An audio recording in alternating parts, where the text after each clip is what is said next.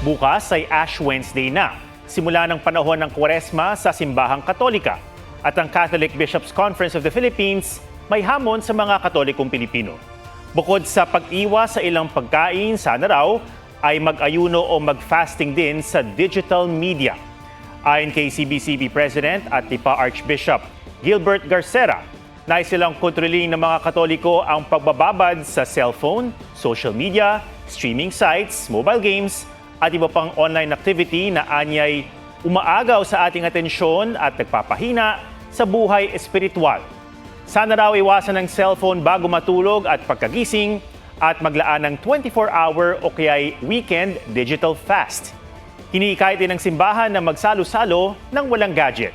Alisin ang mga app na nakagagambala at ipalit sa screen time ang padalangin, paglilingkod, pagbabasa o pakikipag-usap. Para raw mapalalim ang pakikipag-ugnayan sa Diyos at matibay na ugnayan sa pamilya at pamayanan.